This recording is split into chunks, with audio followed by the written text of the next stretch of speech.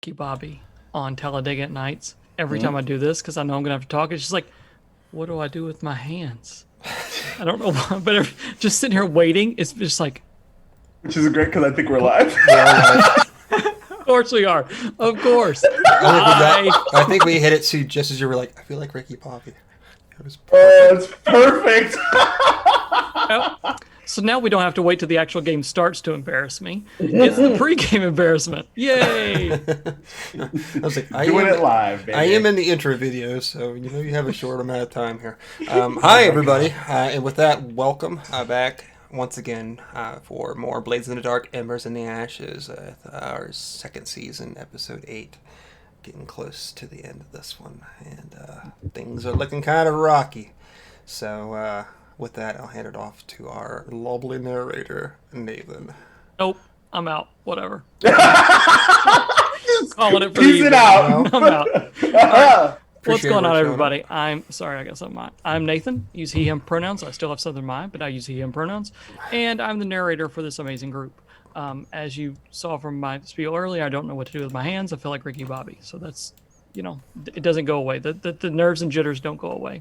And yet, we still show up every week to play an amazing game with an amazing cast. Tonight we're playing Blades in the Dark. It's a downtime session. It's our last downtime session before we go back to back on the last two heists. We don't like to end on downtime sessions for the season, so that's why we do that. We're going to go around and introduce our fabulous cast crew, let them introduce themselves and who they're playing. Probably both characters or just back and forth. We can do some explanations of what's going on as we get into this. Let's jump in today. Lynn, do you mind starting us off? No problem. Hey, I'm Lynn, flying stairs, she, her, and I am playing Vera, the new inductee, probably not slide, it's Lurk. That's what she is. She's a Lurk. And I'm also playing Miss Corbin, the spider mastermind, also she, her. Awesome, thank you. And Saevrick? Hi, I'm Saevrick. I use he, him pronouns. Tonight I'll be playing the dual roles of Preacher, Elias Darman, who is the group's whisperer, and also be playing Dmitry Petrovsky, the diplomat, who is the group's hound. Awesome. And Hannah? Hi, I'm Hannah. I use she, her pronouns. My character for tonight is Kazi, who is a blue coat, and she effectively functions as a cutter for the group. Not unlike her mother, who was our OG cutter, Miss Fritter, which y'all don't know yet. So that's all I'm saying. Okay. All right. And Duval? Yo, what's up, everybody? My name is Jacob Duval King. Jacob on the interwebs. I use he, him pronouns, as well as my two fun characters, Eyes and Arabella, slide and leech effectively. So it's going to be a good time. Do a quick recap. It's been a couple weeks. We'll do a quick recap of what happened in our last episode, in our score episode. We found out that Darlene, who is Eyes' wife, Eyes' ex. Ex-wife officially. Ex-wife officially partner. Oh. There's something there. Had been taken in by the Bluecoats and was going to be sent to Iron Hook Prison for a very long time. Although she did the crime, the crew did not feel like she needed to do the time. Hey! So they sent to break her out. Although they did not use a lot of our original characters, they used some substitute characters for a litany of reasons.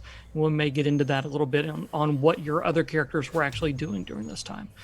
So our new set of characters broke in, found out that she was being held in the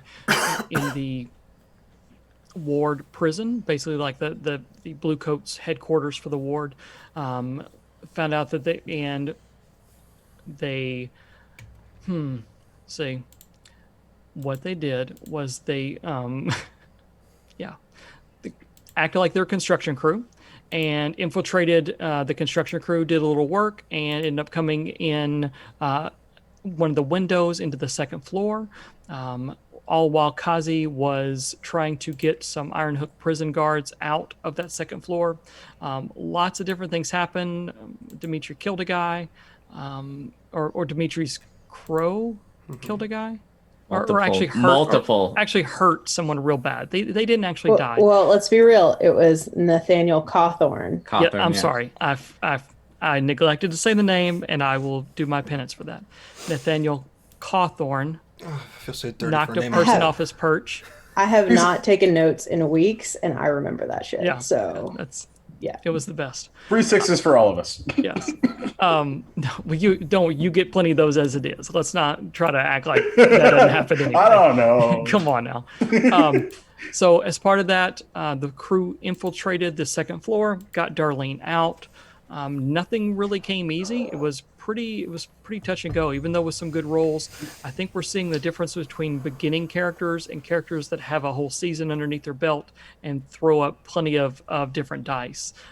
When you don't have pips and everything, you got to really make stuff count. And there were some good rolls in there to make things count. So eventually they got away and got Darlene out.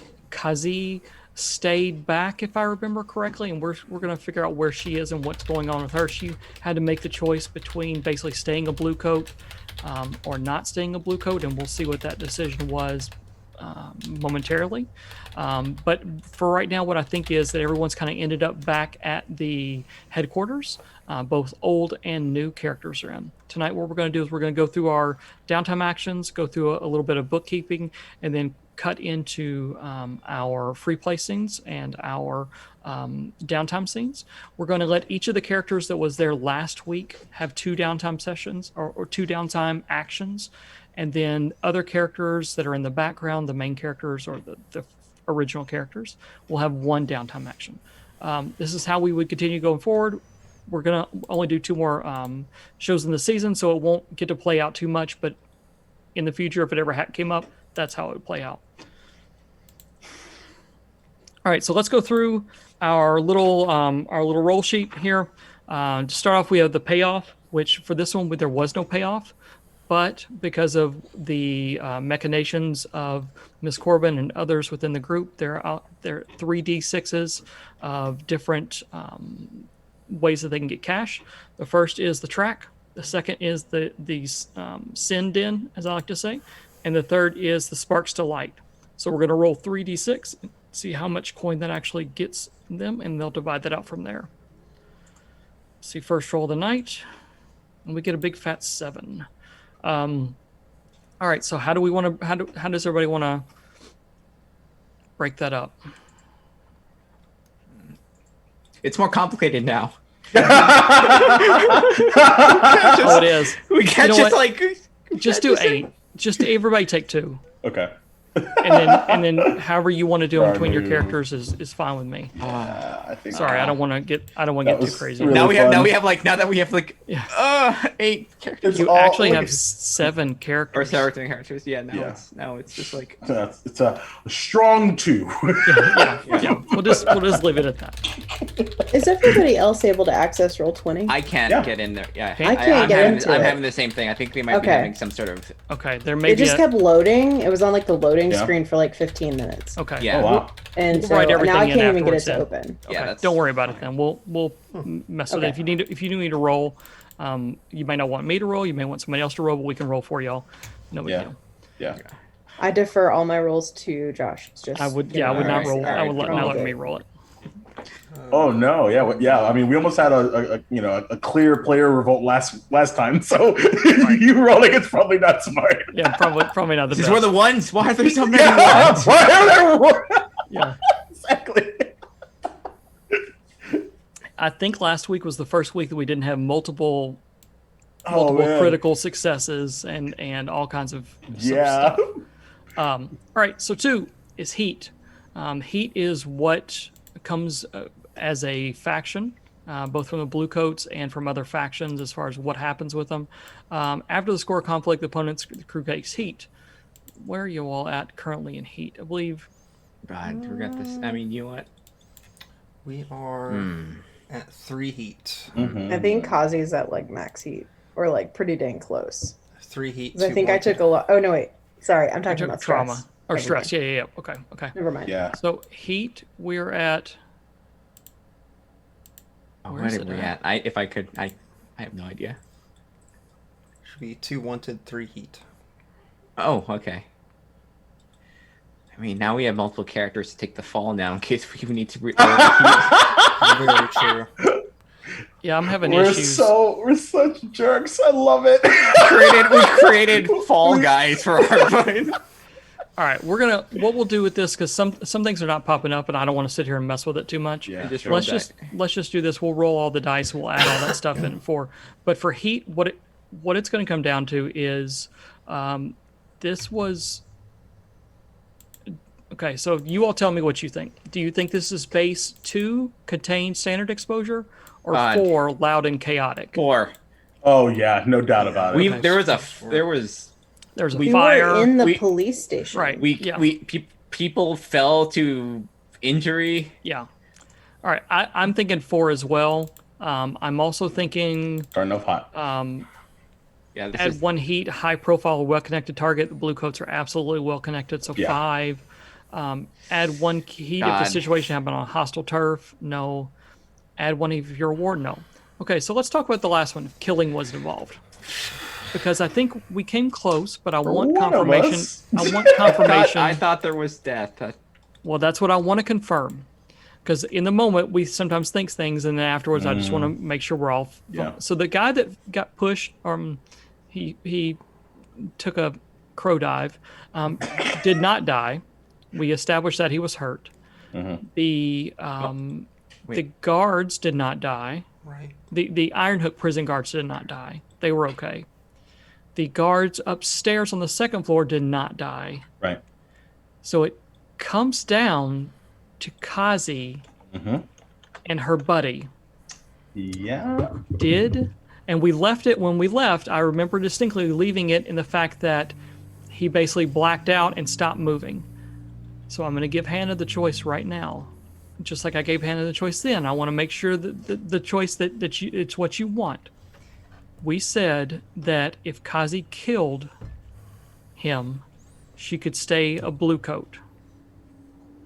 Because basically no one would be wiser that she was in on it. If Kazi did not kill and left her buddy alive, she could not stay a blue coat. Did he die? So before I answer that, I want to, out of character, ask Josh whether or not that was okay. Because in the moment, I felt like he had a reaction that made me think that that was incongruent with what his plan was for his character.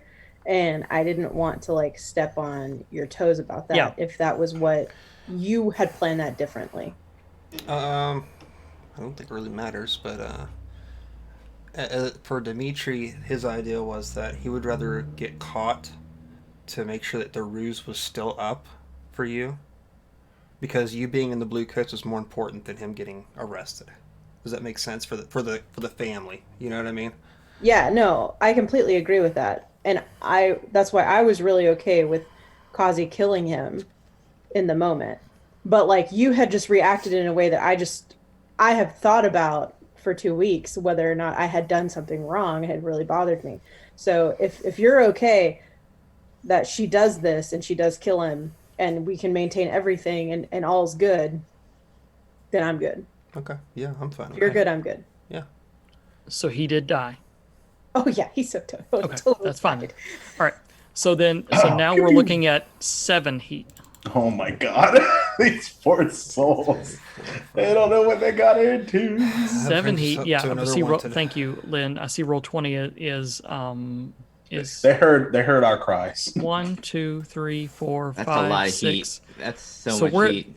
Wanted level 3. Oh no! Oh my god. Someone is definitely gonna have to take the fall for this. Oh, Wanted amazing. level 3. Okay. This is bad.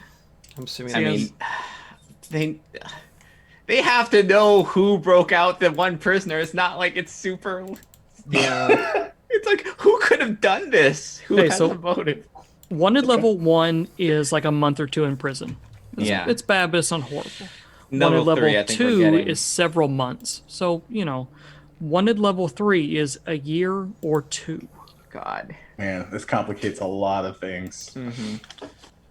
So it's something that as we basically what happened now, what has happened is what we've established is that 1 to level 1 is like you have a fine or a misdemeanor on you, and if they see you, they may bring you for question. 1 to level 2 is like, hey, do I know you?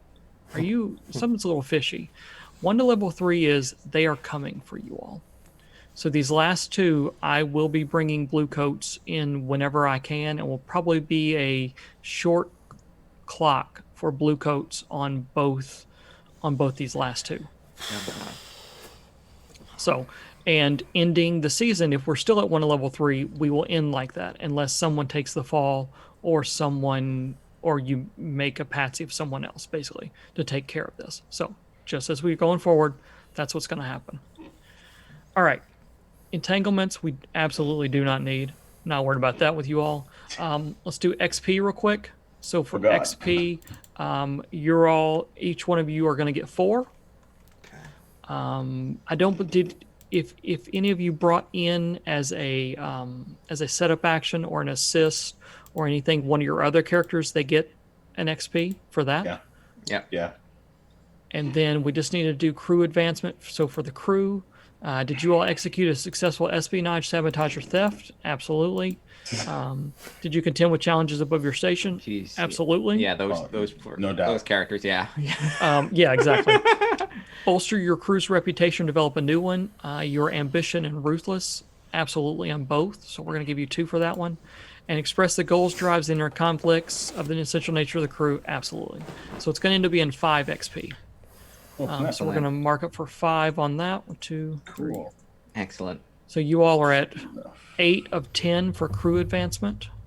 And remember, your own personal crew you can add as ticks on your attributes or ticks on your playbook, your own personal playbook advancement, whatever you choose.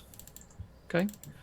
Also, these new characters still get the prowess bonus. So if you use a tick for prowess, you get 2. I'm sorry, that's training. Sorry, still messed that up. Never mind. All right. Anyway. Also, that doesn't count any desperate actions that you rolled. If you rolled a desperate action, make sure that you've gone back and ticked like that a one. lot of them. There was I have 4 ticks in my playbook. There was quite a few of those last time. Yeah, like this. Yeah, Jesus. same. Like this one has to push for desperate actions. Oh my god. All right.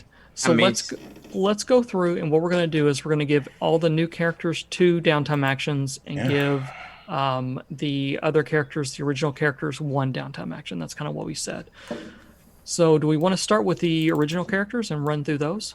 I think that makes sense. Sure. Okay. So I say we start. Let's talk about Eyes. Okay.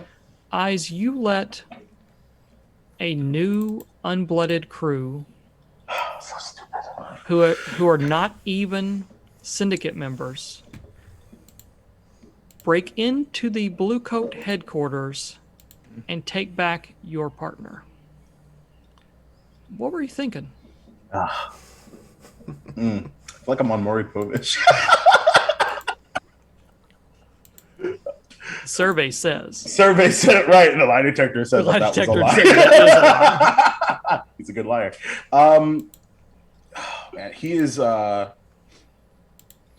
impatiently pacing back and forth at their sort of aforementioned meetup spot, and just kind of processing like what could have gone wrong, how bad of a decision this was, because this was about making sure that he wouldn't be exposed and then just buy him a minuscule amount of time to make his next move. And as always, it's all a chess game. Does he say it's because of Joseph? It's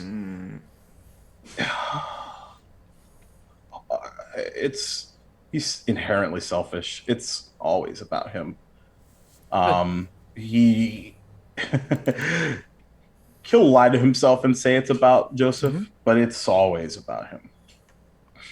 And where are you all staying now that Bluecoats came to your home and picked up your partner? Are you staying there still, or have you left?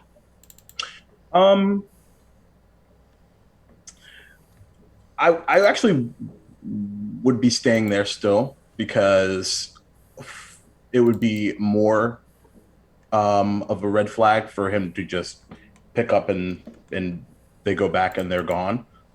So what do you mean she escaped? Rather having that plausible deniability than anything else is more important. Okay. And what is Eyes' downtime action? So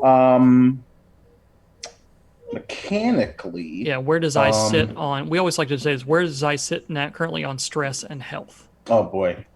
So hey bud, I haven't seen you in a while. So he's at 7 stress with 1 reckless trauma, which is fun. But like harm wise, he's completely in the clear. Okay.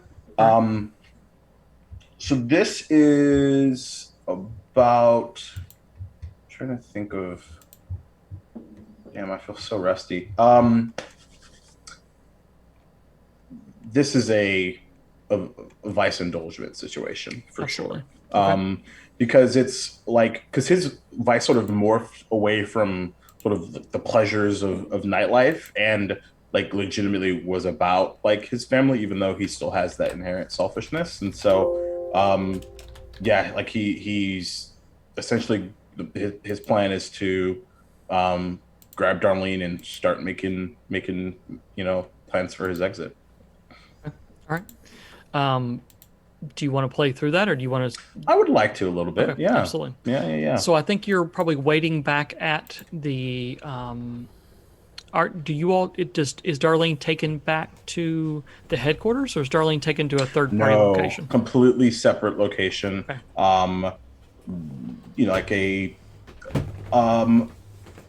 I'd have her go and meet up at our favorite playground. Okay. Yep. And completely instructions essentially would have been like, make a bunch of loud noises and she goes the opposite way of you guys. Yeah, absolutely. This is the park that you met her at when you thought you were going to leave originally, when you and Joseph sat swinging in the swings. Yep. I think you're there and Joseph's there, and she walks up. I think maybe a breath is held. The camera would show a breath is held every time someone walks up, wanting to see if it's her or not. Right. And finally, she kind of breaks through the lantern light of the street ahead, and comes running and runs to you all. Yeah. And is pretty emotional. Sure. Is keeping quiet, but is crying and is pretty emotional about it. Yeah. See, bud, there's more. Yeah, I think she tries to put on the everything is okay face, but it's still super duper hard. I think there's honestly a minute or two of her just rubbing her hands over Joseph's face, rubbing his head, telling him, assuring herself to him that she's okay and they're okay. Yep. And finally, she kind of holds his hand and stands up to you, and just says, "What do we do?" So, and I like kind of reach out and just kind of like grab her hand just from like a presence perspective, but like I have like my classic sort of sly grin on, but like it's like the mask is off because like everything in his eyes is about like we gotta make moves. So first and foremost, you know that you're just an absolute beautiful certified badass now, right? Like that's just the first thing we need to talk about.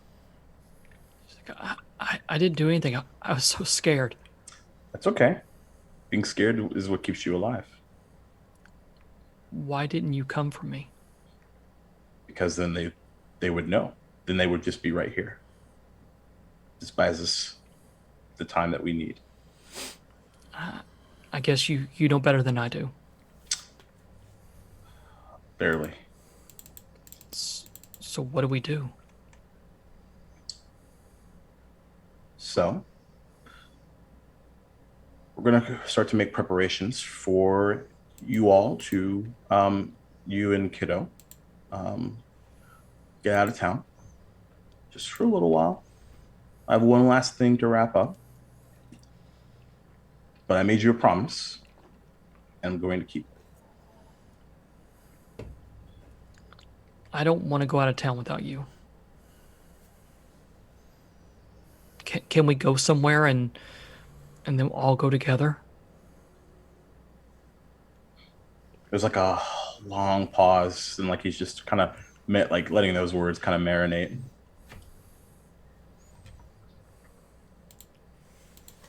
You probably don't want to go to the hideout. I tell you what. I think we can make something like that work. Yeah. Okay. There's probably shouldn't go to Two Cats. We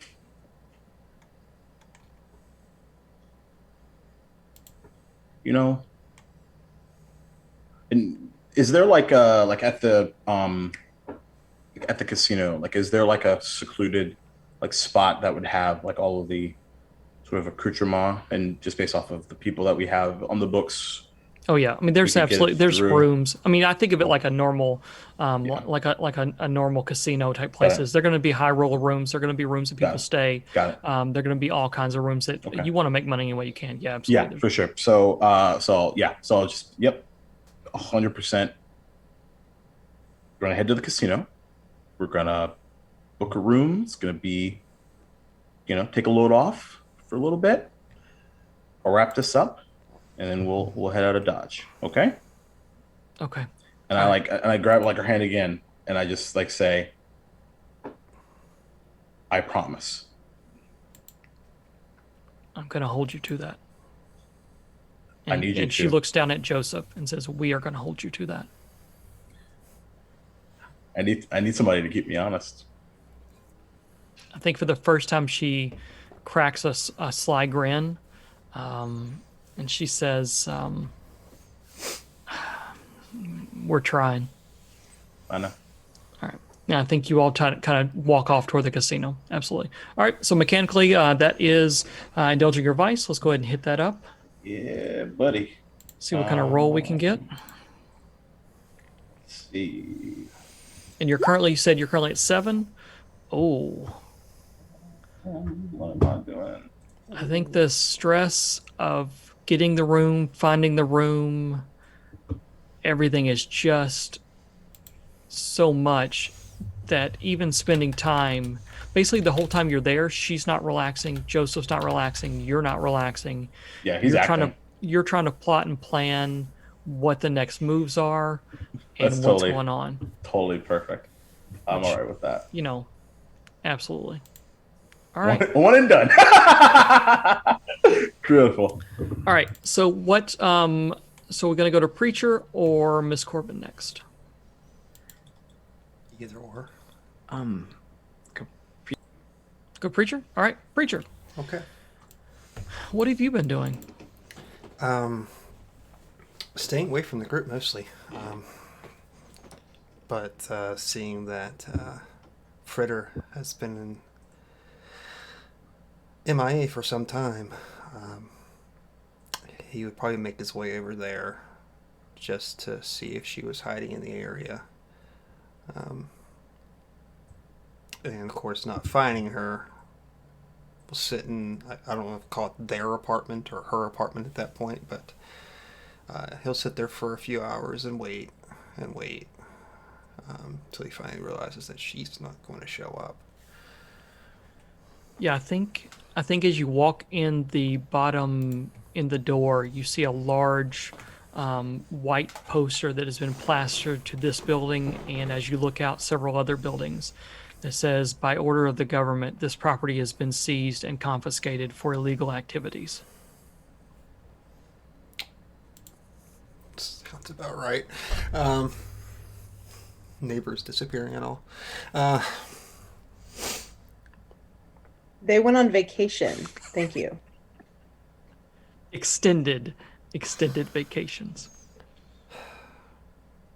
I think I'll probably make this short and sweet. So yeah, I think absolutely. You people are gone. Like as you walk up through here, you're used to seeing life. You're used to seeing Fritter's kids running around.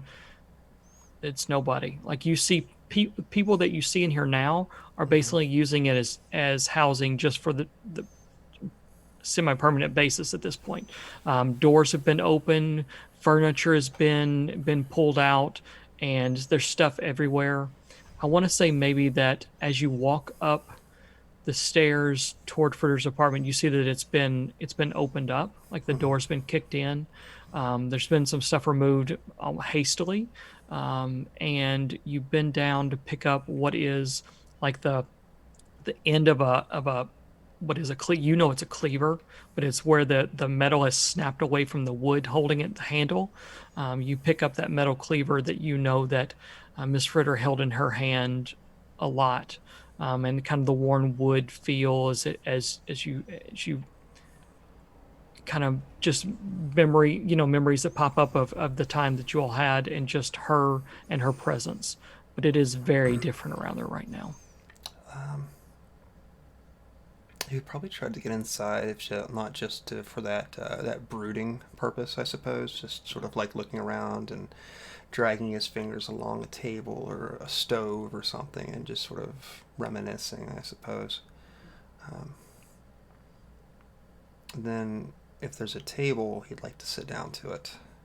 Yeah, I think there's probably a table that was up against, like, bolted into the wall, so you couldn't take it. The chairs have been taken, but there's some crates and some empty boxes and things that are sitting around that you can kind of prop up in order to do a makeshift table as you run your hand over the wood where you all, cooked and ate and hung out and had talks, where the group formed, basically, where you made plans. Over the table where she talked to you about the mask and what it was doing to you and about her plans for the future. The preacher is going to take out a piece of paper and a pen, and he's going to write on that paper, Sparkrite Tower, midnight, 2 days from now. He'll fold it up and put it in an envelope, and seal it with a wax stamp if there's something he can light it off of to Absolutely. melt the wax. And he will flip it over and write Ezekiah on the front of it. Pick it up and walk outside. If there's none of the children running around, I guess I will walk it over to Charter Hall myself. There's courier services, so there's people that's what they do, is run messages back and forth, and so it's easy. And you all have a +1 with them that you all have never used this entire 2 seasons, Okay. which I appreciate. But they're there, and so you definitely have an in with somebody. You can pull someone from the side and basically say, "Hey, run this somewhere," and throw some coin in their pocket. Yeah, I'll have them run it over to, I guess, to Charter Hall, because that's the only place that I know they have some layer at currently. Okay. Or, know what, I could be a dick and just send it right to Miss Corbin's father. Because, Farnsworth. Yeah, he kind of knows now after all now. So, yeah, let's do that. Let's send it to Mr. Farnsworth Okay. just because I can jab it a little bit and say, I know your secret. Yeah, so I'll send that off with a meeting time, a meeting place. And I guess I'll slowly make my way back to the hideout. Okay. Mechanically, what are you looking for out of this one?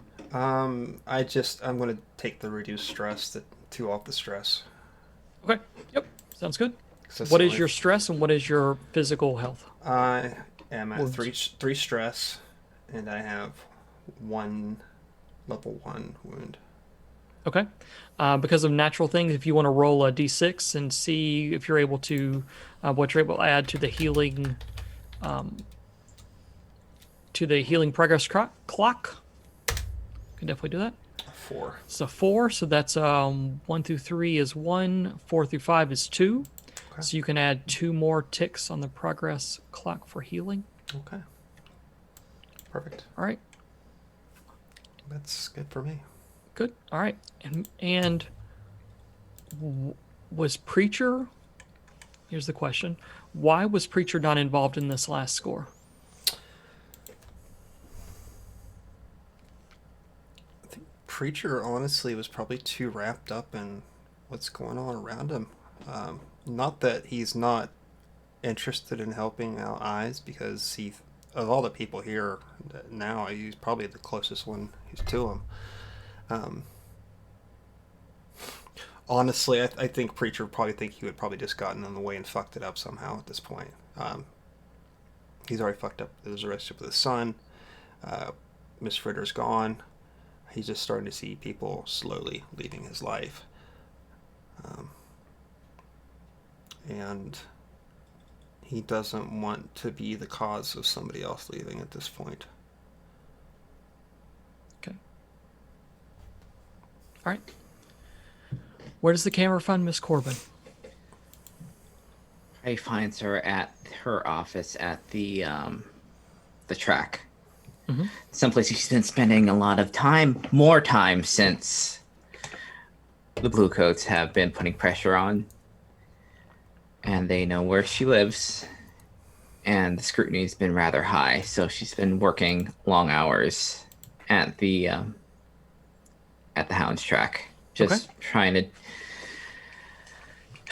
keep track of everything. Absolutely. And is that side business or the Hive's business with Lord Farnsworth relinquishing his seat on the Hive board? Is that what kept her away from this last mission? I think so. You get that, and just trying to. She is keeping track of the businesses, the various businesses that, and trying to get a sense through all her contacts what's going on at the university and why he's there, what Ezekiah has to do with it. So one more question. Would Miss Corbin think that she is trying to hold everyone together, or is Miss Corbin trying to consolidate everything in case the Ash Syndicate falls apart? I think if she wanted to hold things together, she would have done it already. I think right now it is consolidating what they have. Okay. All right. And so what is your downtime action? I think from her office in the track, she can probably see the smoke coming from the direction of the Bluecoats. Yes, even this morning it's still a black plume of smoke that is pouring out of the building as the seems the timbers and stone and things, not the stone, but the timbers caught fire on the new construction part on the third floor and chased everyone out, and it's still burning because the water, they tried to put it out, but it's harder than you think to do that. I think it's about time. This might be the last straw. And she calls in one of her assistants, like, send this to the Hive, send it to the various papers. I think I think our little friend at the Bluecoats has spent enough time getting in our business. And is this Loretta? The okay. Violet. Yep. The Loretta, the blue coat captain for the precinct you're in, has been making it pretty hard on everybody. So now we're gonna make one last push. And mechanically this will be reduction. Or this is gonna be that clock. Okay, yes, the clock. The heat at this point. There's not much I can do with there's not much I can do for what we did to that. Right. Yeah. Okay. So what is this? What was the original purpose of the clock? To remove her. Okay. Incompetence and being just disruptive. And look what's happened under her short watch. Exactly. People have gone poisoned. None of y'all's fault, of course. Fires. Of course not. Our pets' heads are falling off. Alternately, I leave it up to their poor training if these things happen. If they're willing to take snacks, they're willing to look over all sorts of things, and they clearly shows that they are undisciplined and unfit. So because of the current actions, I think you get an extra die. Okay. Because of what has just happened with the Blue Coat headquarters. Mm-hmm. So let's go ahead. Actually, there's no reason to do this. We said that this, because of our last downtime, we're going to automate that clock. I think the headlines read local Blue Coat captain out after her reign of terror is over. Basically, with a hand drawn sketch of the Blue Coat headquarters literally glowing up in flames, that she has been removed. So what we're going to do is, I think what that'll allow is over the next two, and tell me if you think if this isn't right, over the next 2 sessions, what I said earlier is going to have blue coats on you, and it's going to be a short clock. You can call in this favor to wipe a clock. Excellent. You think that's okay? Yes, that total. Yep. Okay. That way, mechanically, it has a benefit of if you get in a situation and you want the blue coat, whatever the blue coat clock. That's not easy to Blue say coat for clock, a yeah. moron Ooh. like me. Whatever you want that clock, tell me that you want it erased, and we will erase it and start it back at 0. Okay. Sounds Cool? good. Yeah, that sounds All right. great. I want to make sure you get something mechanically out of it because Yeah. you worked on it. All right. Anything else from Miss Corbin? I think that's it. I do think while you're working, a letter arrives on your desk at some point in time. And you recognized it from the hand. It's a shaky hand that writes the letter. But at the end, you recognize who it's from. It basically says, have been looking into mushrooms, found out poisons can be made. Poisons for ingestion would be very bad. Plan. What does it say? Beware the moon. Beware the moon. And then it's signed Bogenreef, who is the leader of the Bonnies. You know that may be a sign in two nights. There is the festival of, see, I had it. Festival of Moonhold. Oh. Moontide. Sorry, Moontide. It is once a month or once every couple of months. It happens basically like a day off. And 2 nights it is Moontide. And you know that nobles are notorious for having parties on these nights and things like that. So there may be a big shindig going down that he's trying to warn you about, but that's all the information he has at this point. Like nobles having just big parties in their estates, that sort of thing. That sort of thing. Oh, that's not good. Yep, that sort of thing. So there's that. All right. Cool. So let's go to our new characters. And then before we do that, I think the camera would show all the new characters and the existing original characters walking around the headquarters, milling about. Maybe this should be an air of merriment as the first score was completed. It sure was for our original crew. But I think there's way too much on the line at this point for merriment. But we've agreed that there has to be some sort of process by which new members are brought in. And so we want to go through that. Let's introduce who you are as a character and this new characters, because I think everybody knows the old characters, but who you are as a new character. And let's say what part of the initiation you feel like you have to go through in order to kind of be members of the Ash Syndicate. And no, we cannot say anything crazy like what happened in our private chat about what Miss Fritter would have done to everybody. Miss Fritter's not with us anymore. He's an NPC. I don't understand. It was very. I don't feel like You don't Miss feel like Fritter that's suggested anything out of the ordinary.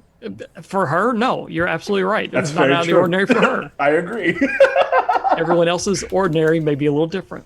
I'm not gonna lie. I was like having Corey read this conversation while we were driving because I was like, I don't understand what they're reacting to, and he was like, "You just went full on Carlin on these Right. people," and It was like, Like, you can't do that.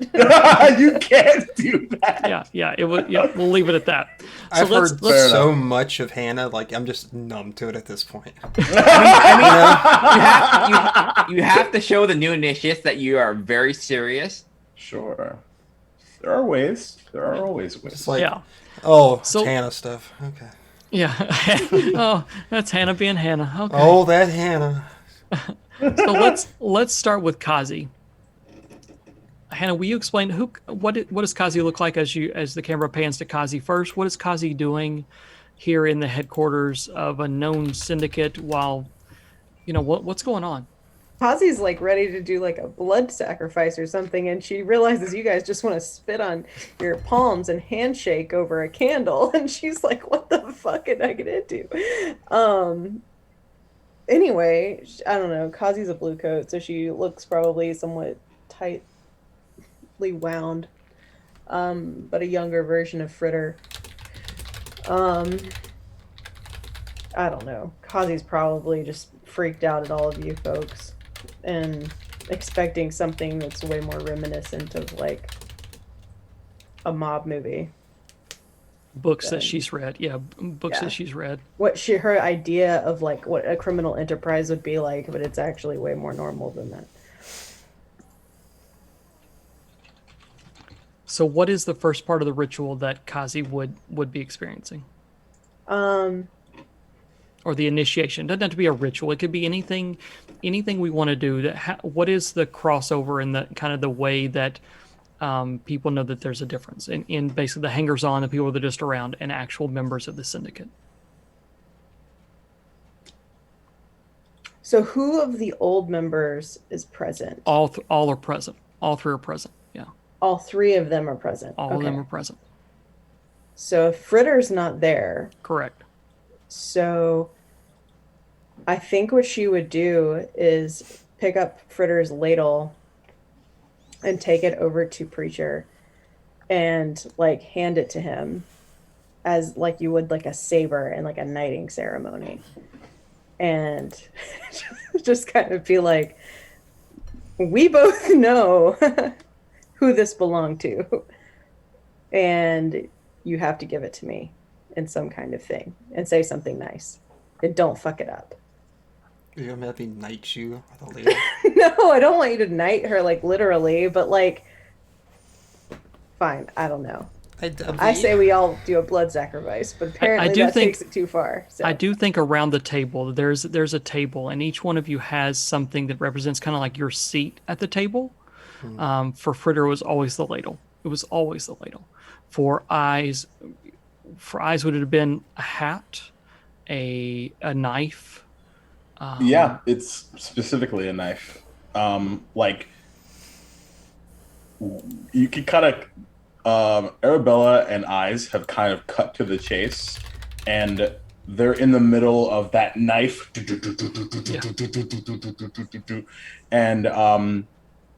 he's and Eyes is just like, keep up, kid, and they're just going to town. All right. For Miss Corbin, would it have been a pin? Would it have been what would it have been? Would it have been a derringer?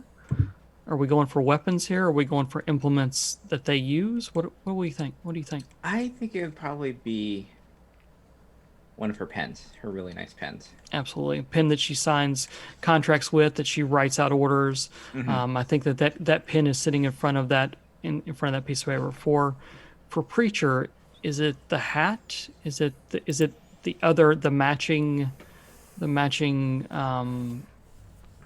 gun? Of which the match pair is on Ezekiah's hip right now? No. I think it would probably be the flask. I think that's the thing that he was always known for. Absolutely. So I think that the first round goes around and each person says why this represents them and what it is. And when it comes time for Fritter, she's not there. And so I think Kazi looks expectantly at Preacher as in like, who is this and why is this mine? Why is this my spot now? I think he'd pick up this ladle and maybe he'll fill it full of ash and walk towards her and run his fingers in it like his thumb into the ladle to get a good coating on it and sort of like draw on her cheeks. So, I'm sorry she's not here to do this herself, but I'm sure she would have welcomed you gladly. Don't worry. We'll find her. All I can really say is whether we remain Ash or become Phoenixes, it's all up to us.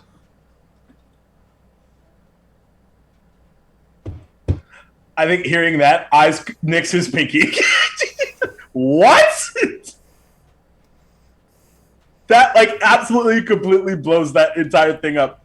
That's the best you've got, Preach? Sort of like turn to look at him.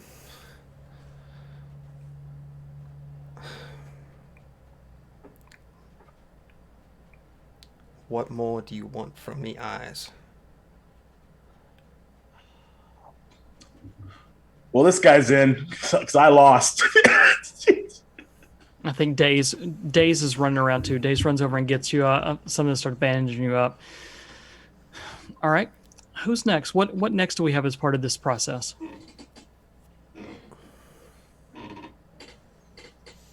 I submit my lost pinky as tribute. Sorry. See, everybody's eyes was like, what? No. Is there any other parts of this? So I guess when we have as we have this first character, what would Kazi's item be? What represents Kazi? What does Kazi put out on the table to represent herself? It would be a button from her uniform, like what I imagine is like a gold or silver button, that has been defaced and has like a knife on it now. Is she still wearing the blue coat uniform? Yes. Okay. I mean, like, in her day job. Do you mean is she wearing it while she's in the middle of this initiation? Yeah, is she wearing it now? Probably not. No, not Okay. in the middle. Oh, yes, she is, and she's gonna take the button off while she's standing there, and then like deface it, and that's gonna be her item. Like it's her like rejection of it, like at the table. Okay, There we absolutely. go. Boom. All right. So, what is Kazi's first downtime action? Kazi's first downtime action is to wrangle up all of these OG jabronis and be like, where the fuck is my mother? That's her first downtime action. There we go. So, we will put that off till the end, but that will definitely be a conversation that is had. That's fine. Okay. So that's going to be Kazi's first downtime action. So let's move to Dimitri. Okay. What item is Dimitri putting in the table? Dimitri is going to have a small silver token with a crow on it. And is the crow present? Always present. Maybe not seen, but present. Okay. And what do you think Dimitri's part of this initiation is? What is Dimitri's addition? The way I was looking at it is that each of the old members had something to do for the initiates, like their own sort of like rite to passage, we'll say. So in my mind, I had a scene with Preacher that's not as hokey, I promise. So he'd have Dimitri hold out his hands, and he's going to dump a mix of ash with embers in it. So it's hot. It's almost burning to the touch. And say, from here on out, from the ash you have been born, and only through the ash will you be laid to rest once again. and then he'll take his knife and cut his hand. And now we are bound in blood as one family. But to never betray, always stand up, always be honorable. Do you accept this? I'd say Dimitri probably sort of just nod, a little bit nervous because this pile of ash is beginning to warm up pretty hot, and his hands say, so long as there's an ember, the Ash Syndicate can always rise up to flames, even if the rest have perished long ago. Very good. All right. And what is Dimitri's downtime action? It probably wouldn't be in this room. No, this is a through flashback. Again, we're kind of... because Dimitri is in mad need of seeing a Physiker at this point. Because absolutely. So the camera will flash back. Yeah, the camera flashes back to a couple days ago as Dimitri limps into the arms of a Physiker's office and is able to get some healing. So tell us, what is your stress and your harm? My stress is 4. I have 2 level 1 harms currently. Okay, that's fine. All right, so let's go ahead and roll it up. You all are level 2, so that's what we're going to give you. You're going to get 2 die in order to roll. If you want to, again, you can add coin to up the effect afterwards, or add coin at the start in order to get more dice. You can also if you bring in any other NPC or any other person, you get to add a die. It's just kind of trying to help out. Does Miss Corbin have a Physiker friend? She still has the Physiker friend, yes. But he sucks. Yeah. But somebody's rolls suck when they used him, so they don't want to use him again. Damn, called out, Nate. Oh, damn, yeah. Hey, come on. I have no problem. I'm going to take up for my NPCs. Yeah, fair enough. I respect that. Is there any way that I can invoke the services of said companion? Mm-hmm. Yeah, absolutely. Yep. Yeah. Okay. Yeah, so she has made him available for you all. I made him understand that, you know. So how Poor many? guy. We all have priority. All right, so that's so you'll get 3 dice Okay. based off that, and then if you want to, let's see what it gets to, and if you want to add a coin. So a 1 to 3 is 1 tick, a 4 to 5 is 2 ticks, a 6 is 3 ticks, and a critical success is all the way. Okay. It is 4 ticks all the way. Yeah, 4 ticks. 3 dice. Here we go. Hey, that's a 6. All right. 4, 5, So 6. a 6 would be 3 ticks. You can add a coin, make it a 4th tick, and make it all go away. Oh. Does it get rid of both wounds or just one? It will get rid of the whole. Yeah, basically when it wipes all the way down. So everything from a 3 goes to a 2, everything 2 goes to a 1, 1 goes to 0. Yeah. So if you add a coin, you're completely healthy again. So I will get this gunshot wound in his shoulder taken care of, and this like scorched and burnt throat he got taken care of. Absolutely. Yeah, I think there's a few stitches. It's a through and through, so there's no bullet, nothing to be had. It's just a few days of rest and relaxation. It gives you an ointment and stuff for your throat in order to kind of drink and do all that kind of stuff with. But yeah, you feel better pretty quickly. Wonderful. All right, and the next member of our new crew. Let's go to Duval. So Arabella, what item does Arabella represent themselves? So, you kind of go back a bit to 2 cats, and in walks Arabella, but not in his typical garb that he is on initiation night, which is like this like dirty yellow and black striped shirt. Ironically, a hat kind of like this, with a bit of contraptions and tinkering tools and things. Because Arabella's a drag queen and is wearing this beautiful, dazzling red dress, and with this like, because Arabella is bald but has like one of those like curly cues that kind of go down about right here. And so, for lack of a better term, Eyes has been keeping an eye on Arabella for a while and sort of recruits him into this side of the biz. Actually, Eyes will kind of flashing forward back to initiation night, throws the ghost dagger at the wall. So it sticks, and on the wrapped around the handle is this long red scarf. And is that Eyes giving Arabella an item and the scarf? Both actually. Okay. Sounds cool.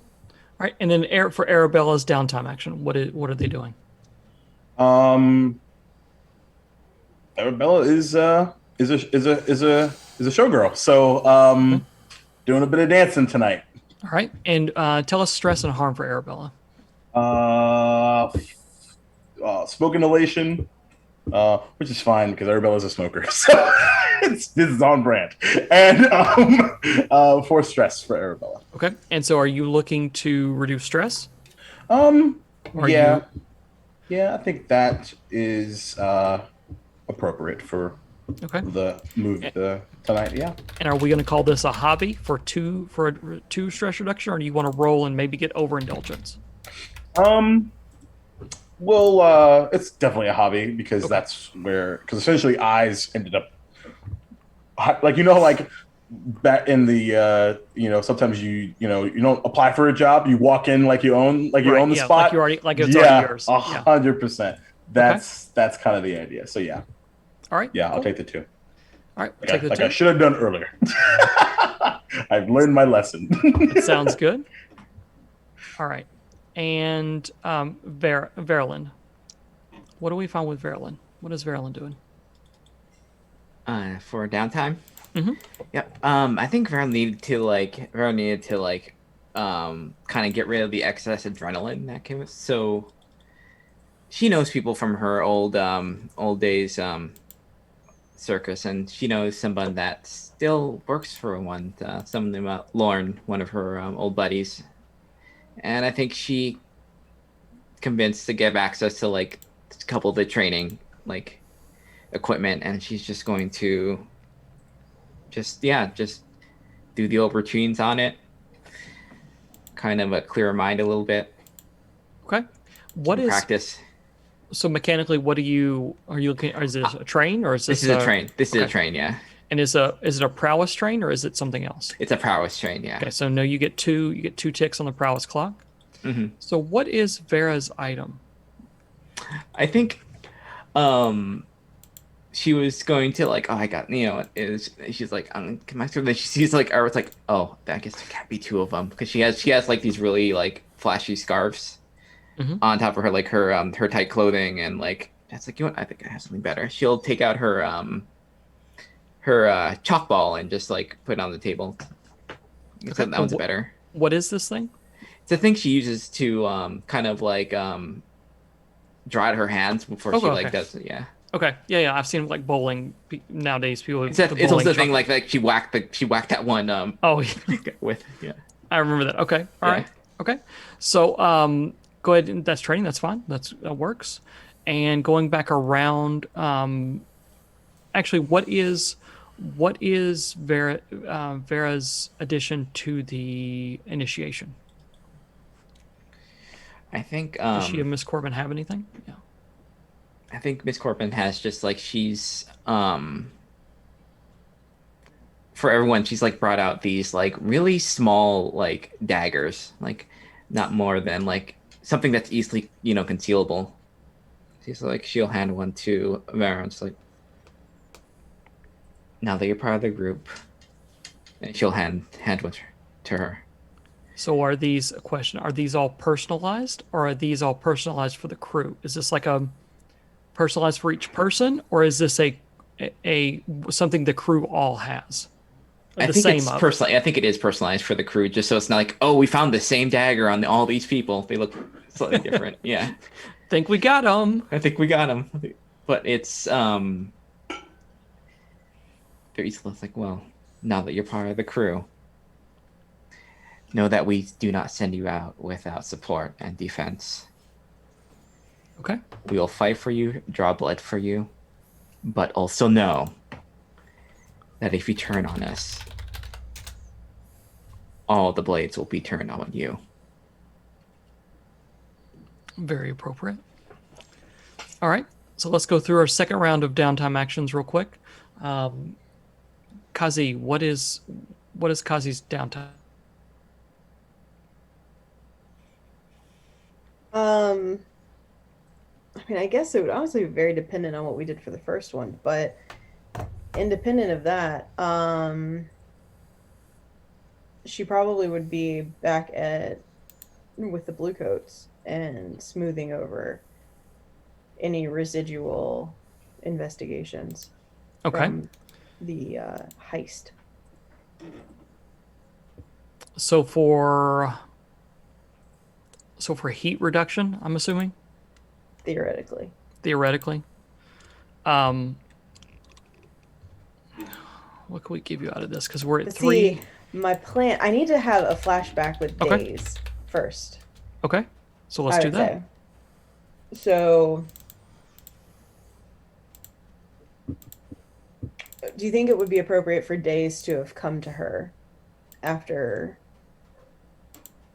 Does Fritter know about her? No. Then how would then? Because she's like, she's affiliated with Darlene now. Mm-hmm. Like, she got her birth certificate. She talked to Darlene. I'm sure Darlene's talking to other people. So, Okay. Yeah, like, yeah. I feel like everybody knows That makes about sense. it Okay. now. Yeah. I Fritter's get what you're really saying. the only one who doesn't know. Right. Okay. Yeah. That makes sense. Absolutely. Then I think one day Days just kind of shows up. Days was Fritter's sidekick. Days was Fritter's go-to. Like, Days looked for Fritter for guidance. And I think honestly Days has been walking around in a daze ever since Fritter has been gone. And when it gets back that Darlene's out and who you are, I think Days is waiting for you across the street one night as you get off work and makes eye contact with you, but acts like he's going to shadow you. But you can tell he wants to just run across the street and talk to you.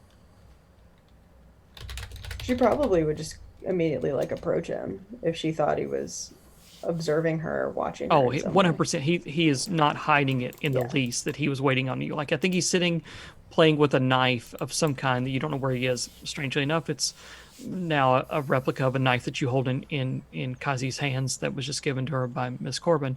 But as soon as he sees you, he slips that knife underneath his shirt coat and like stands up and kind of almost gets like wipes himself off like he's getting presentable almost. And as you walk across the street, he's like, "I know who you are. Walk with me. You sound like her." And he just starts walking with you automatically.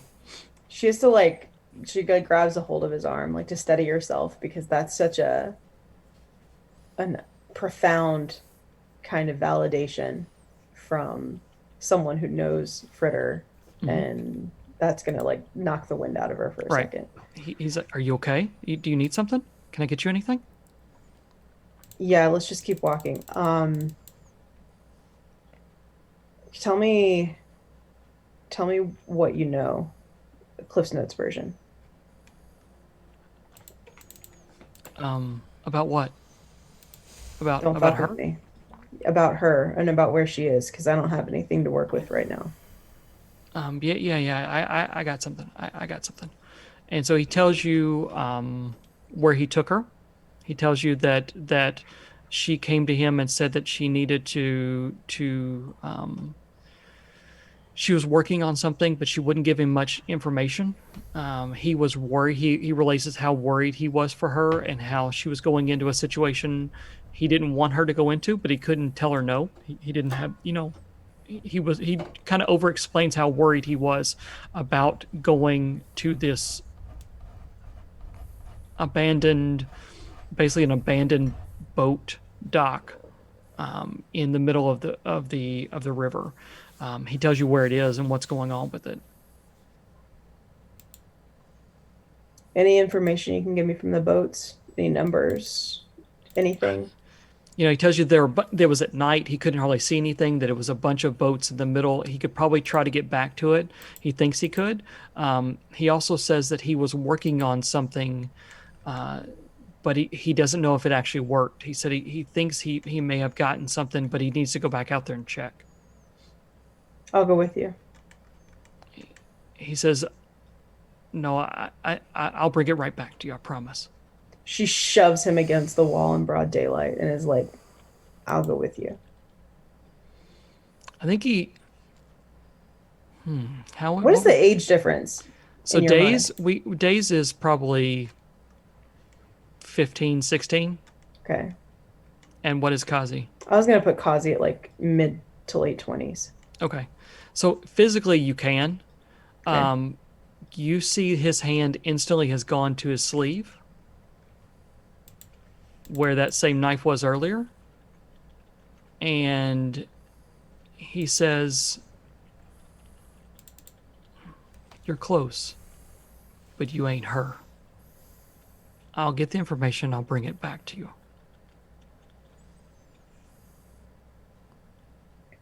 She kind of takes a step back from him from the wall. And then, like, against her better judgment, she just, like, grabs him by the shoulders and pulls him into, like, a hug. Okay. I think he actually, you feel tension break within him. Like he was coiled because he didn't know what to do. But I think he hugs you back. Like, right as that moment where you're about to release, that's like a natural break in a hug, she'll just, like, turn to his ear and say, "Don't ever doubt me again." And then push him back into the wall. Okay. Yeah. Okay, so now Days is getting her info. She can go to the Blue Coats. What kind of info is he going to bring her? He said he was working on trying to figure out what's going on. Out of character, he is going to pass along the information where Fritter left. Okay. Like coordinates? Coordinates and what is going to happen there. What the plan was from M's sake. Okay. So does she have his name now? Do you want to? When we said earlier, do you want him to have the name? He can. I think it is unlikely that he would have the name, but if he had, he'd be smart. He wouldn't like do stupid shit where his name would be out there. She doesn't necessarily have to have the name right now. That's fair. Okay. We don't have to do that yet. Okay. That's fine. All right. So she's just back with the Blue Coats trying to spin something with this nugget of info that Days has given her, that there's this other person out there. That's the focus of her inquiry, is that this other guy that exists has her mother, architect of all of this. He's the one. All right. So what I think that'll allow you to do is, normally we would start a clock and you go through the whole clock. We're not doing that tonight. I think what this would allow you to do is you can use the Blue Coats as an action of some kind over the next 2 scores. One time is whenever you want to bring them in, you basically use as a what's it called? It's when you look somewhere else, you've already planned for it. Come on, you just said Flashback? it. Flashback. There you go. See, God, yeah, I'm brain.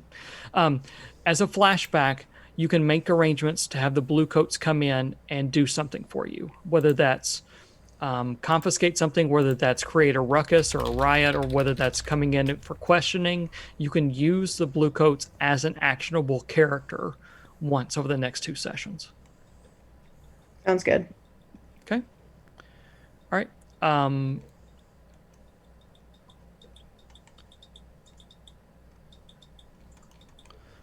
Who would be next?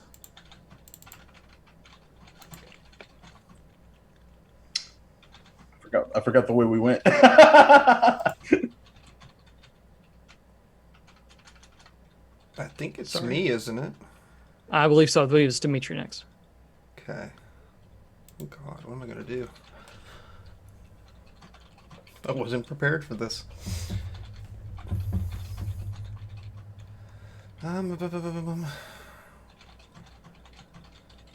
Really, all I can really do right now at this point is just reduce some stress. Because we really don't have any connections and, no clocks to start or anything like that for him in particular. No, but I mean, if you want to set up for a flashback that could happen later, you can. If there's a piece of information or something you think Dimitri would want to do to prepare themselves, or I'm good with any of that.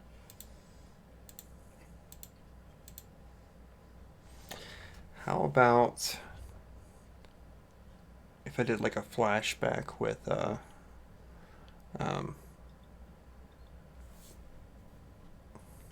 Preacher? Jeez, I can't think of my own characters' names now. Because I think having eyes on, I can't remember Miss Corbin's freaking Vera? father's name. Her Which father's, one? her father's name. Oh, Farnsworth. Farnsworth. Farnsworth. Yep, Farnsworth. I think like getting information, like maybe his habits, like tracking him, seeing if he goes to certain places at certain times. Because I feel at some point we're going to go after him. So knowing his routine and knowing who he hangs around or anything like that, any of that sort of information. So maybe Preacher doesn't give the slip of paper for Ezekiah to a courier. Maybe Preacher gives it to Dimitri with the dress up like a courier, deliver this, watch the man that he is with, give this to this person, watch the man he is with, that kind of thing. Is that right? You okay with that? Yeah, I'm okay with that. Yeah. Okay. And what Dimitri comes back with is that Lord Farnsworth, he gave the piece of paper to the person he was supposed to, and that Lord Farnsworth seems to be really busy working on something. He's not staying at the like the chess, the games place, the chess place. He's not at his usual haunts. As Dimitri tracks him down, it doesn't seem to be that he is going to the track, that he's going to the nobles' places, that he's doing those things. He is almost like taken to seclusion a little bit with talk of there's something big coming up, something big that blah blah blah, that kind of stuff. So he doesn't get a chance to really notice him, but he does notice that that Farnsworth is very much off of his normal rhythm. Interesting. So he really has no patterns at this point. At this point, his pattern is right. His pattern is really messed up. Okay. But you can use that. I mean, if we wanted to use that as a flashback and a mechanical flashback of some kind or whatever, we certainly could. I'm not trying to give you anything. I'm just trying to give you that his pattern is definitely different. Something he's preparing for something else. Absolutely. Yeah, so I guess working towards that point to see what exactly he's up to could be a future scene here. So yeah, I think Dimitri definitely tracks down both Ezekiah and Farnsworth and keeps most of his eyes on Farnsworth. It seems like Ezekiah is running back and forth to places and doing some stuff, but Farnsworth seems to be kind of out of sight at this point. But he does notice the ties to Dimitri is able to find out that he is connected to the Needles, that Farnsworth is basically leading the Needles at this point. Now, who those people are, he's seen people come and go, and Ezekiah talking to people as they come and go, but 100% he connects Farnsworth to the Needles, which is the group out of Charter Hall that now we know has the power of the mushroom. Right. Okay. Yeah, whatever. All right, anything else for Dimitri? No, nothing else for Dimitri. Okay. And then do we go Vera? Do we go Vera or do we go Arabella? I think Vera was last. Okay, so Arabella. What's Arabella's second downtime action? So, I think it's going to be working on some tinkering. Let's see what to do.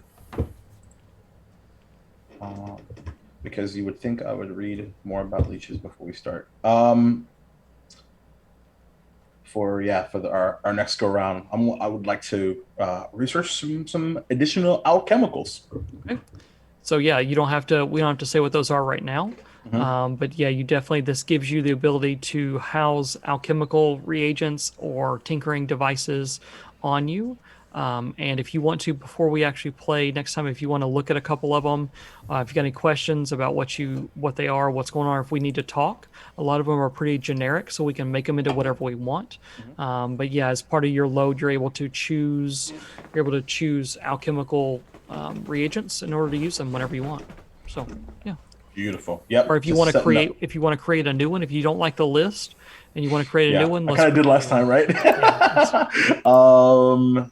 There's definitely some stuff I would like to manifest. Absolutely, we can surely do that. Existence. Very All cool. right. Yeah.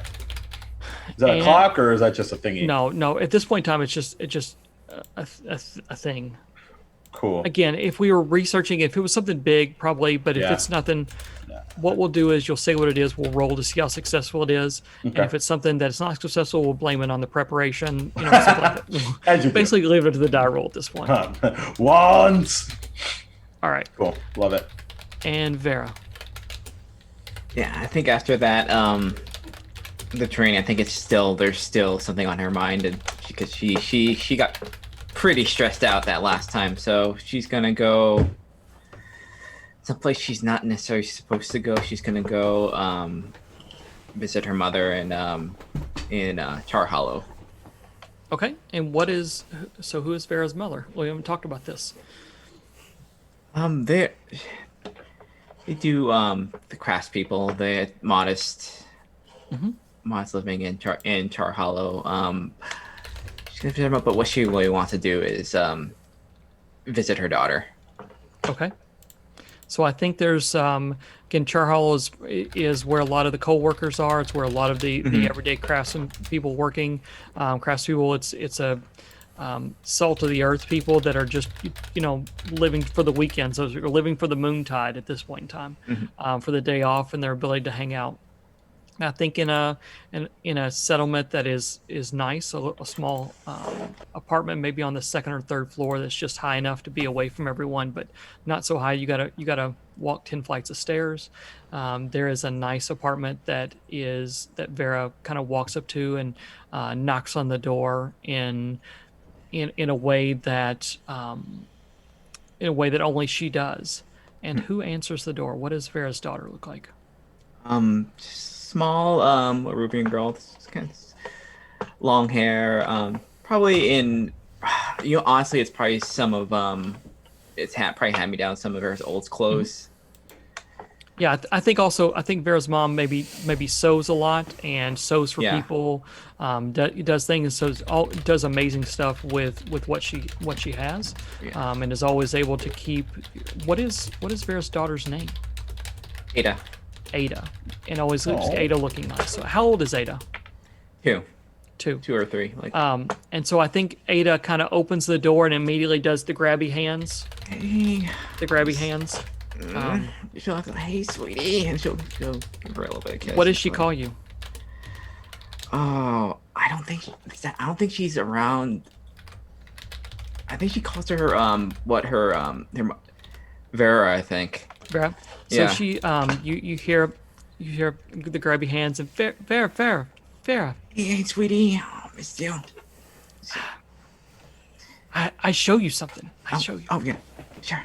Yeah, so she does the broken, she's trying to get sentences and trying to do paragraphs and paragraphs, trying to do thoughts, and is kind of leading you in. She grabs you by the hand and leads you inside, maybe sits you on a couch, and your mom comes walking in and greets you and maybe gives you a hug too, Yeah. tells you you're looking good, and I think she likes places her hand on one of the scarves and is like, "Is this new?"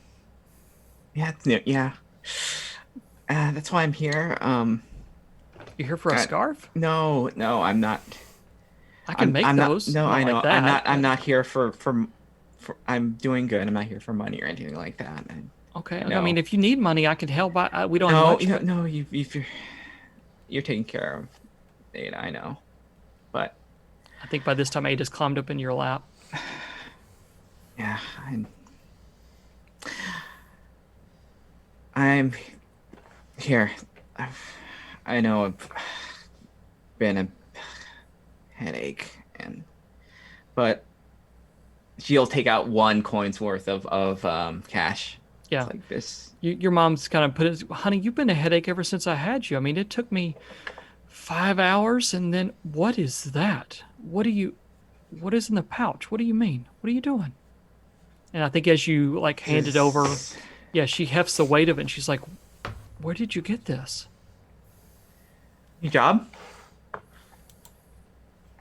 Do I want to ask what it is? Are you safe? Are you okay? I'm fine. I'm fine. It's just it's like it's like the circus, Travel a lot, do things.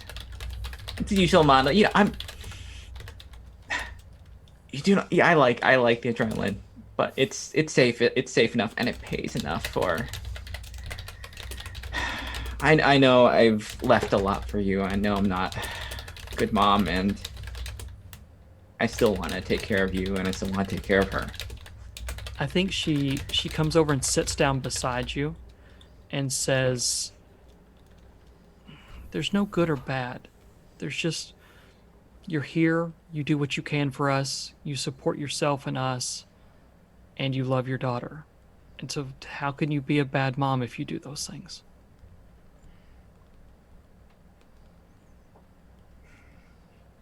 Because I'm not here enough.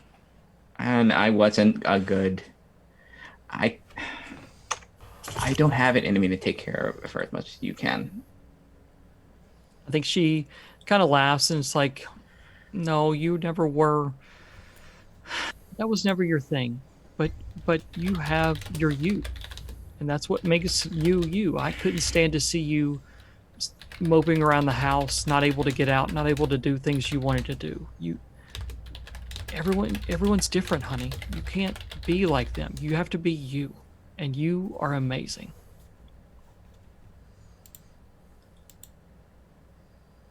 I do wish I heard that when I'm a pain in the ass, which is most of the time, and but with this new says, job, I can't tell you that all the time, or else you'll get it in your head. and I'll take it a mile if I do. I know, but if with this job, if things get going, they said when it's time for you to go to school. It's the private schools and it's charter hall. Things we couldn't afford. But because of you, she will be able to afford them. Yeah. I think at that point she probably just maybe goes and says, let me get you a cup of tea. Let me get, or something that you want, something that's always comforted you, and it becomes the busy talk of just maybe just catching up, just talking, just hearing voices. And for you, maybe just sitting there hearing the voice of your daughter and your mom, just spending some time with family, with people that are close to you, who love you and want what's best for you, even though it may not be best for them. Mm-hmm. I think she likes very sugary things, and so it's like whatever, like sugar tea with like a... Absolutely, yeah. Your mom is. You still take it with like 8 sugars, right? And just dumping sugar, always just dumping sugar. I mean, it's like almost like a slurry at this point. Mm-hmm. So yeah, I think you spend some time there. At one point in time, you're talking into the night. Ada basically curls up beside you, maybe with a little blanket, and just laying up beside you, snuggled in this, onto your side. Just it just feels right to be around people that love you and want what's best for you. Yeah. All right. So mechanically, are we talking? I'm sure that's stress reduction. Yeah, stress reduction. That Okay. is. And what is your stress? My stress is 8. Okay. So go ahead and roll. Make sure you roll an extra die as well. Okay. All right, let's lowest. Shit dice. 6. All right. So absolutely 6. And I think at the end of the night, your mom is asleep in her chair with a blanket on her that she has made. She made that has your name on it and Ada's name on it. And Ada is kind of tucked up next to you all, and it's just quiet and relaxing. And you're able to kind of tuck them into bed and slip out back to where you stay, knowing that they're there and they're your rock and they're there whenever you need them. All right. So everybody's had their 2 downtime actions and their other action. I think the scene presses back to present day as everyone's hanging out again at night, the night of the initiation, and all the old members and the new members are kind of hanging out. The drinks are had, and slowly but surely, there is the Eyes and Preacher and Miss Corbin all kind of end up making their way off to the side. There's something in here that memorializes those Ash Syndicate members, or you're going to create something that memorializes those Ash Syndicate members that are no longer here. Through whatever means, whatever choice in life that makes someone either go their own way, or when life's direction takes them another way through physical or mental abilities. There is a thing that you all have kind of set out that you're going to do to honor those members of the Ash Syndicate that are no longer with you. And again, this could be a choice of just leaving, or it can be a choice, not their choices, as in death or retirement. I think that the conversation kind of turns to the 3 of you as you talk about what should we do? How should we honor a member that is no longer here? And it's been weeks now, and you know that Fritter is not here and is not coming back. What ideas do you all have for how that should be done?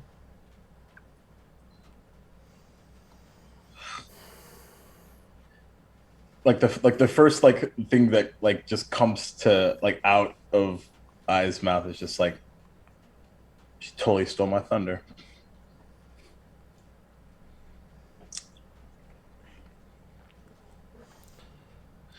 Preacher is kind of conflicted.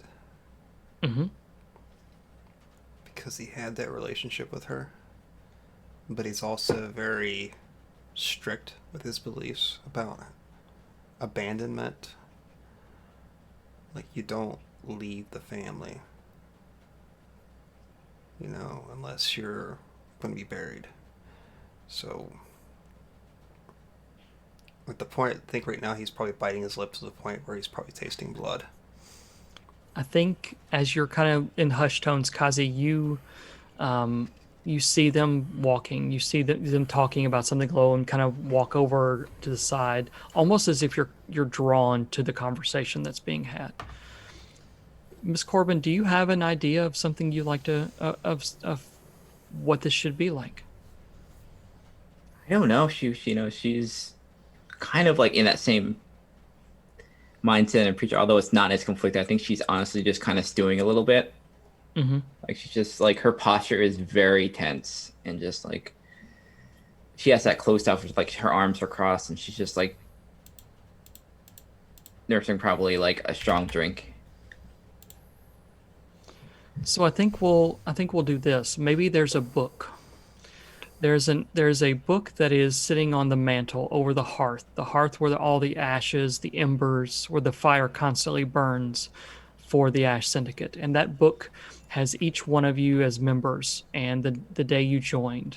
You're each able to write in the book a memory that you have for someone else whenever you have it. And I think the book kind of turns to the pages of Miss Fritter, and one person, and whoever that chosen person could be, can write down the date in which Miss Fritter has declared that she's out of the syndicate, or to be out of the syndicate. So it's almost, I picture it almost like, was it from Game of Thrones, where the King's Guard all have their stories about them. And so I think we don't have to share them right now, but I think each person has written a memory of Fritter in that book. And that could be a funny thing, it could be a serious thing, it could be whatever you'll remember from her. But I think that that's kind of shared with everyone in order to show who the syndicate is and what they are and what they're about. Kazi, maybe even as you were her protege, it's your role to write that date in the book. And that's today's date, the date that she's declared that she's out of the syndicate. Would Kazi be okay to do that? No, because we have questions. And that's what she probably would come out swinging about, is that, Okay. How do we know this? All right. So I think you're having that conversation. Yeah, it's everybody kind of looks at Kazi's like, hey, it's time to write the date, and Kazi's like, no, I'm not doing that, not doing that. Well, I mean, if do you mind me interjecting there, Nate? Sorry. Go for it. What do you? Kind of looking at her, it's like, I'm kind of like scanning to see if like the rest of my, I guess you'd call co-founders are in on this or not. And here's the thing. Like I can't say what your relationship with Miss Fritter was or not, but I actually think, if I'm being honest, I think she would totally hate this fucking shit, this entire like process and tradition and all this other stuff. But we have to set some form of standard, and rigmarole at least. But it's been a few weeks, and I don't think there's any argument of, out of the four of us originals, she was definitely the loudest from that perspective. We've had a few close calls ourselves, many of them. Now, I'm not saying that she's not alive. I'm just saying she's definitely not fucking around. Don't you think that's true? I mean, it is. I mean, it's been a few weeks. It's been a few weeks. I think this is where Days silently kind of creeps in. Hold up, Days. Hold up. Because I know what Days is about to do. And I appreciate that Days is about to do this. But I just want to draw one parallel real fast here. Because you guys seem very confident in this little assertion that you've made about it being a few weeks. And I can appreciate that fact. But didn't she, like, kill some dude for your kid? And then she'll look at Preacher and be like, and didn't she fight off a demon for your kid? And didn't she, looking at Miss Corbin, take care of you? And y'all don't know where she is? And y'all don't know anything about her? We've looked. Oh, really? Yeah. Okay. All right, Eyes. I think Miss Corbin was like, still stand up. And it's like, you speak loudly for someone who has just gotten initiated and their foot in the door. I'm good with that. I'm really good with that. And she's just done. She doesn't have anything to say to you two, or you three, and she's just gonna bounce and head to the other side. Eyes can Not one. Eyes, sorry, Days. like Eyes is just kind of silently chuckling and like scratching his head.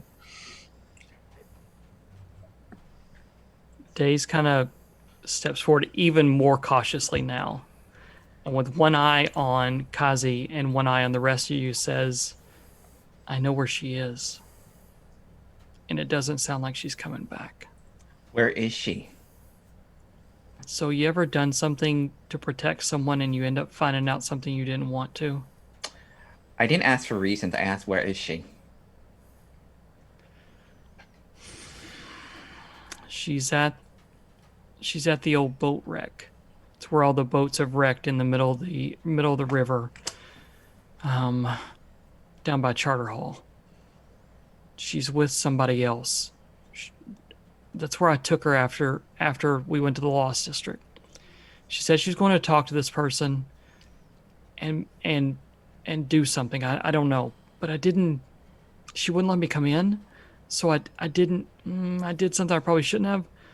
I've been working on something that lets me hear sounds farther away. I couldn't hear a lot, but I heard her just say that she's going to work with him. Who is him? Yes. She's called him M. She called him M. I don't know.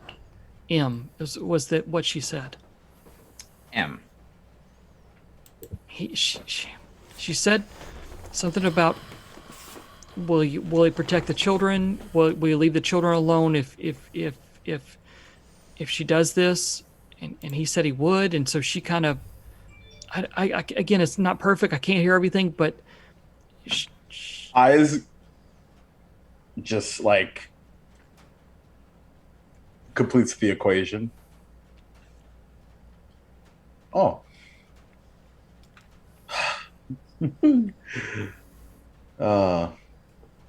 God, couldn't we just made this really simple and done this one last damn thing? You too, then? Kind of just nods. Now that you hear, what is the reason?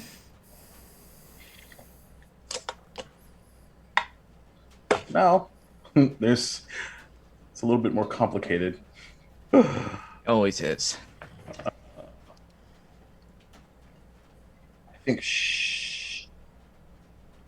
I think that there's a possibility that it's this guy that's been sort of after my kid, but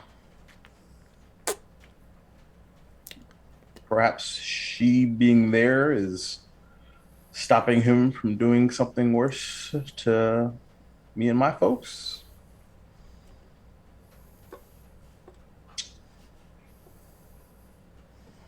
So I suppose my ledger isn't quite as clear as I was hoping.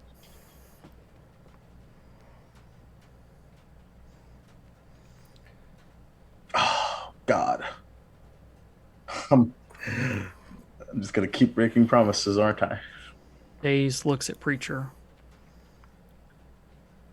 I think Preacher, who's probably shaking at this point, finally lets loose of his lip from his teeth. Walks over to Daze and draws his gun. Take me to her now. Grabs him by the shoulder and spins him and pushes him towards the door. Preacher, wait. Well, we need a little more info, man. We can't. If it's someone that has that much leverage over Miss Fritter and does what I said that they are doing, we have to be cautious about this. We have to think about this. Can't just walk in there. You be cautious. On their turf. You be cautious. Well, I'm then, going to go take care you of will the be situation. dead, and the crows will get you. Then damn it, I'll be fucking dead. If you want a death wish, then go right ahead. I don't have the time to fill that on your own. Fill that on your own time. He just gives Corbin probably the deadest stare. Turns back to Daze. Let's go, son. And what about your son? You're not going to be able to do anything that when you're dead.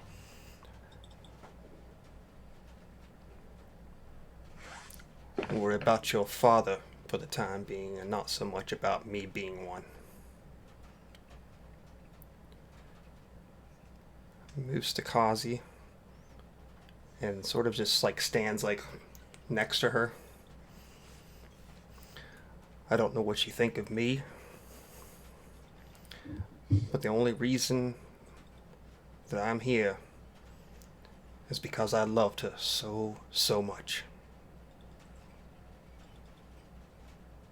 And then keeps walking past and out the door.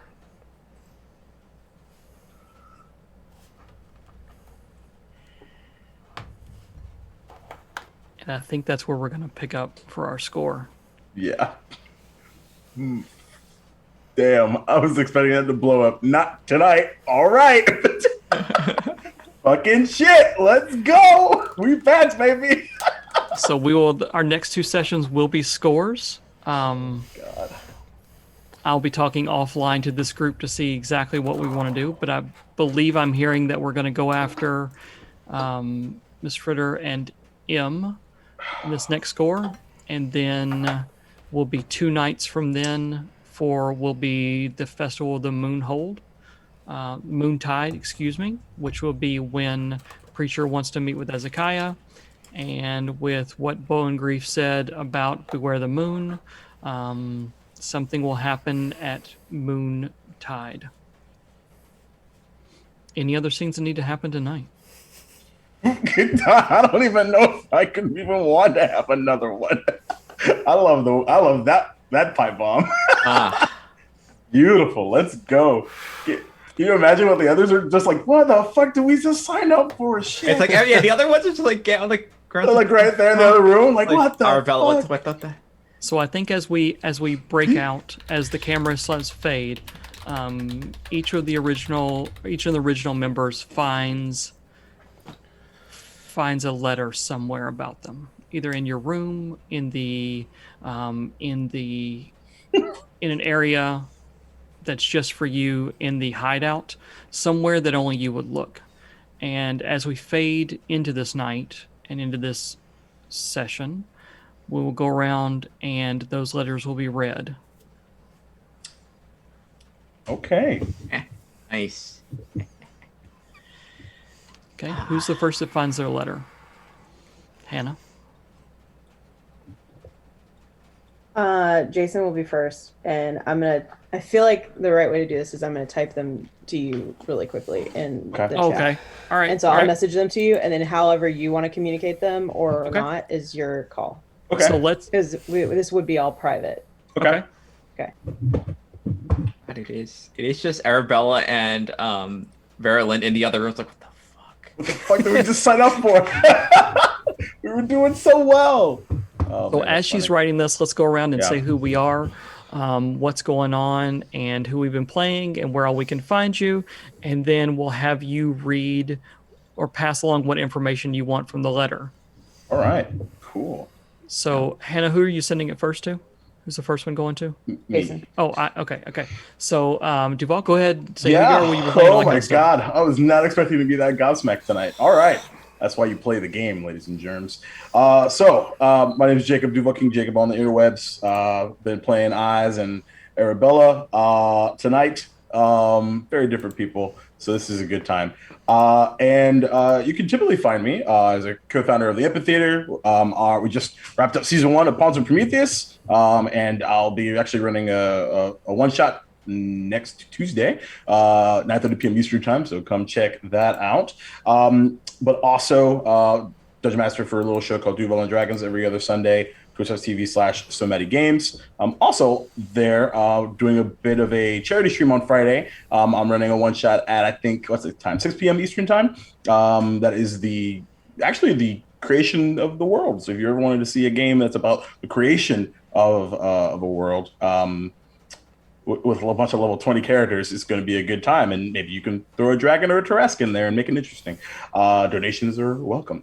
Also, there's a bunch of other stuff. Go to my link tree. But also on Friday night after that, one real quick thing to add is the finale of Tollus, which is on Rock Punch ATL at 9 p.m. Eastern time. That's been an absolute blast, so you got to go check that out as well. So much love. All right. And as far as my letter goes, yeah, I'll read this out loud. Jason, protecting Joseph is the only objective for now. Take care, take this money, and take care of your families. Bye. What? There's money attached to this? Okay. She said pie. Fuck. That's literally all he says. So If sad. it could get any more complicated, someone please let me know. For Ice just wants All to right. get out. Oh my god. Who's next? It was so perfect too. Fuck. Miss Corbin, do you want to go next? Yeah. Yeah. I'm Lynn, playing Cirrus, and yeah, playing two very different characters in like once. Oh, it is definitely like kind of like it's real hard to RP Miss Corbin without wearing the stuff. I've gotten so used to wearing the stuff. It's like it's hard to act one to act dressed as the other one. You gotta do a half and half wig. Yeah, I don't have I can't do a quick. The other wig is a big, huge pain in the ass. I know. I can't just put it on.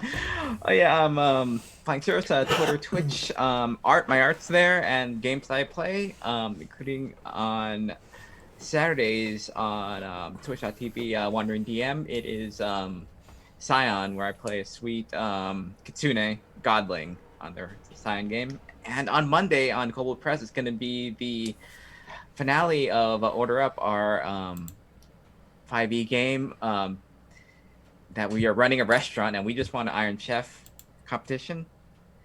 And we use food as weapons, so it's going to be good. All right. And Miss Corbin's letter? Corbin's letter is just, Edie, keep safe and keep sane. I will always look out for you. Keep these documents for a rainy day. Pie. Includes an original document indicating Farnsworth criminal activities. Absolutely. All right. And Saevrick? Hi, I'm Saevrick. I've been your player and your best friend this evening. You can find me here every Wednesday with this crew. Continue on this fucking insane journey that we've been on for how long now. Otherwise, I think next Friday, not this Friday, but next Friday, we'll be continuing our Dragonlance 5e game over on Somati Games, Death Knights of Kryn. It's a short series, so we're only a couple episodes into it, only a couple left, and it's been interesting so far. More deadly than I thought it was going to be.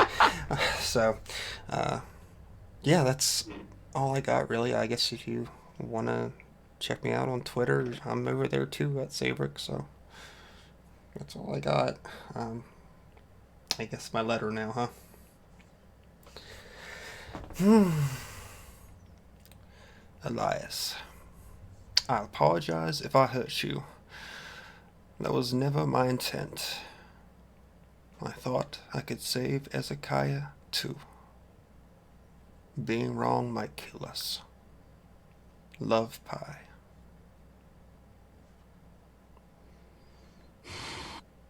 That's it. Well played, Hannah. And last, but certainly not least, Hannah. I'm Hannah. I play in all the games Josh plays in. You can find me on Twitter at Stop Little Woman. That's about all I know. We'll see you next week. Gotcha. And I'm Nathan, he, him pronouns, at none other Nate. Been your narrator and personally pushed around NPC. If you do this 13, 14 more times, he may actually start to get a spine and tell you all where you all can go. But I know Daze is really fucking tired of being pushed at this point. Kid's had knives pulled on him so many times it's not even funny, but that's okay. We just He deserved it like the second time. like the second time, but not the fifth time. Not- I don't feel like this was so much as him being bullied. It was like, you know where she's at. Let's go. no, now. it's definitely understandable. It just Yeah. the fuse is low. yeah. 13, 14 more times we may have to Yeah. talk. Again, I've been the narrator for this amazing crew, and guarantee you will not want to miss these last two episodes. You have seen what is at stake, the stake of each of these individuals, and the stake of the Ash Syndicate itself is at stake in here, and it is going to be is going to be a show and a half. I guarantee that. Besides that, I don't have anything. I was so naive. I was so fucking naive. God, you're just like, The plan was perfect. Fuck. Well played, everybody. Great game. Whew, man, I'm something right now. I guess Verklempt. Verklempt yeah. is the word you were looking for. Verklempt. Yeah, so I guess we'll end this the normal way we do it. I just want to say happy Trans Day of Visibility to everybody out there. Fuck yeah. Trans rights are human rights. You're damn right it is. Black Lives Matter. White supremacy is for fucking idiot fuckheads. I don't know. Georgia's election law. That's some bullshit right there. That is Yo, there it Georgia is. Pro 2.0. So Right. there we go. There it is. I was like, Hannah, where you at? I think was it Hannah's Arkansas? being really emotional right now, so that's It's totally cool. You can that's about where awesome. it's at.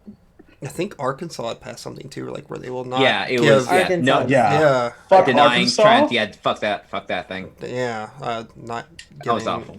Fucking- trans kids, much needed medical attention. That's pretty fucked up. 'Cause Arkansas. that also includes mental health stuff. So yeah, fuck that. That's a lot Fuck that. a wide spectrum of things that I just I don't understand the point of us not treating each other like we're fucking people. It could be mind-boggling to me, but anybody else have any other fuck yous or anything else they want to put out there before we go call it a night? Fuck anti-vaxxers. That's a good one. Yeah. Yeah. And I'm still gonna call out anti-maskers because you are fucking. Also weird. that. Grow the fuck up. Because the same people who are like, my body, my right, but when it comes to fucking women and their own fucking body rights, they're like, well, Exactly. we're gonna make a decision on your body. There you go. I was, You bunch of you hypocritical bitches. yeah. Fuck yeah. off. Someone comes in right now. What just happened? Why is he so upset? No. Why is he so mad? All right. Well said. I guess with that, we'll call it a night. Exactly. And we'll catch you next You're week. not a critical failure. Stay awesome out there. Except that other person. I don't know. The jury's out. You're cool. You're cool. Fuck you. You're cool. Yep. I got one. Oh, go for it. If at first you don't succeed, whack it with a ladle. That's like Actually, it's in my letter. It's in my letter. There's the T-shirt. yeah, that's the third T-shirt idea for it all alone. Oh my god. Right. It's their whole merchandise line off this. I'm telling you. Right? Come on out. Maddie? Maddie, I need you. All right, y'all. Well, I guess we'll catch you next week, 9 p.m. Eastern Time. Much love. Stay safe and take care of each other. Good night.